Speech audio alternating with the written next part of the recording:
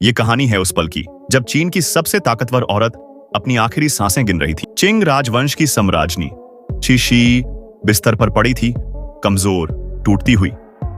दरबारी भागा, जल्दी से एक कटोरी कछुए का सूप लाया। शायद उसकी सांसें थोड़ी और चल जाएं। और फिर उसने इशारा किया, उसे सम्राट बनाओ।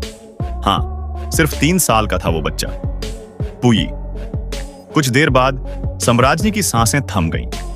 एक चमचमाता मोती उसके मुंह में रखा गया, फिर चेहरा ढक दिया गया सफेद कपड़े से। पर वो बच्चा बस एक साधु को ताक रहा था। उसे लगा ये सब कोई खेल है, कोई मजाक। उसी दोपहर उसे पहनाए गए शाही कपड़े सिंहासन पर बैठाया गया। एक सम्राट बना दिया गया जो अभी बोलना तक नहीं जानता था। गद्दी पर बैठकर वो कूदने लगा, हंसने लगा। उसके पिता दूर खड़े थे, अब उसकी प्रजा बन चुके थे। बस एक ही बात कही, सब खत्म हो गया है। बाहर एक बड़ा गुब्बारा उड़ा। पुई उसका पीछा करते हुए महल से बाहर निकल गया। दरबार के सारे मंत्री घुटनों पर झुककर सलाम कर रहे थे, लेकिन पुई को कोई फर्क नहीं पड़ा। उसने सुनी अपनी फूफी की आवाज। शायद उसे अब भी नहीं पता था कि अब वो भी उसी तरह एक सुनहरी जेल का कैदी बनने वाला है। समय बीता, अब वो छोटा बच्चा पर्पल फॉरबिडन सिटी का मालिक बन चुका था। उसके मल त्याग को सूंघ कर तय होता था कि सम्राट क्या खाएंगे। लेकिन बाहर एक नई हवा चल पड़ी थी।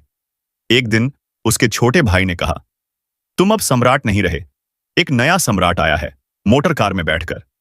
यह सुनकर पुई चौंक गया। उसने तैजन को स्याही पीने का आदेश दिया। पर अब कोई डरता नहीं था, क्योंकि सामने आया था युआन शिकाय, जो शाही महल में खुलेआम कार चलाकर घुस गया। गुस्से में पुई ने एक पत्थर उठाया और तरफ फेंक दिया।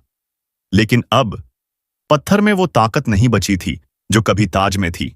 एक सम्राट जिसने कभी राज करना सीखा ही नहीं, और एक साम्राज्य जो अंदर ही अंदर कब का टूट चुका था।